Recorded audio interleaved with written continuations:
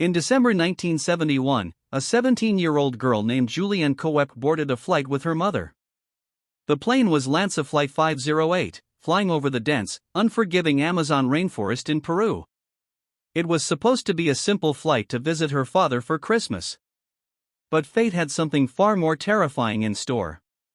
The flight was cruising smoothly until it hit a massive thunderstorm. Lightning cracked through the sky. Suddenly, a bolt struck the plane, igniting a fuel tank and tearing the aircraft apart mid-air. Julianne, still strapped into her seat, was ripped from the plane and plummeted over 10,000 feet, that's more than 3 kilometers, straight into the jungle canopy. Most people wouldn't survive that fall. But Julianne did.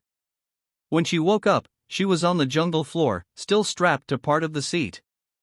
Her collarbone was broken, she had deep cuts, her eye was swollen shut, and her glasses were gone. She was all alone in the heart of the Amazon. No food.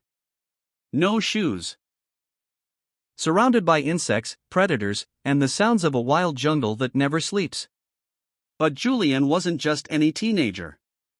Her parents were both biologists. She had spent much of her childhood living in the jungle with them, and she knew one thing: if you follow water, you'll eventually find people. So, with one shoe on and one eye barely open, she began her journey. For 11 days, Julianne walked through the dense rainforest. She had no supplies. She drank water from muddy streams. She had to deal with maggots in her wounds. She slept on the wet ground.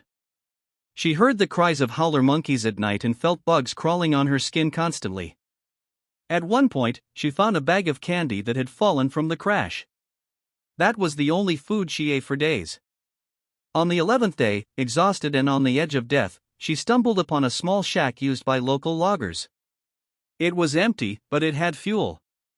She poured it over her infected wounds to kill the maggots. The next day, the loggers returned and saw her, barely alive, dirty, and covered in insect bites. They rescued her and took her to a nearby village. Julianne was the only survivor out of 92 people on that flight.